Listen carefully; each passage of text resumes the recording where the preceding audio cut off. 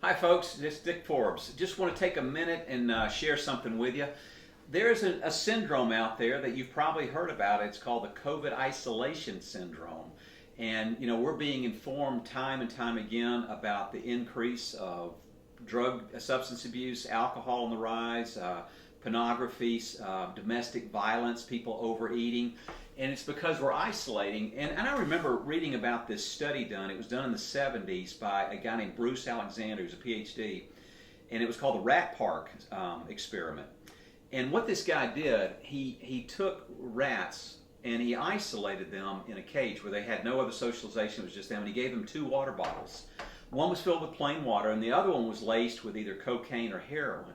Well, these rats that were isolated consistently went back to the lace-filled water bottle until they overdosed and died. Now, and so to test his theory, what he did, he built a rat park, literally a rat park that had balls in it, had the wheels in it they could run on, lots of space, wasn't isolation. There were male and female rats. There was plenty of room for mating and breeding. And so it was, a nice rat park that he built.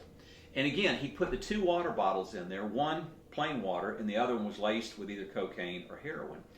And what he found was that the rats, because of this, in this rat park, and they had all these other rats in there, they were more likely to go to the plain water and to drink from the plain water and not from the lace-filled bottles. Or if they did, it was more intermediate, and it wasn't compulsion, it wasn't overdose, but they typically went back to the water. Now, what's the point of all this? The point of that is this isolation that you and I are experiencing.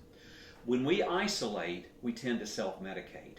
We tend to eat more, drink more, watch more TV, whatever our addiction is. Get online and shop more. And so we get into trouble that way. And again, it's a cultural phenomenon because we have Facebook, we have the internet, we have all those things. So just wanted to share that with you. If you have the opportunity to not isolate, to be around people, do as much as you can.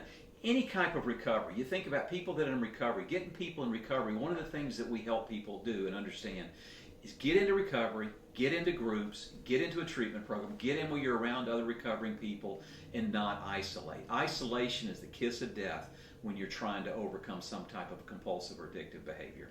Hope this is helpful and we'll talk again soon. Take care. Bye-bye.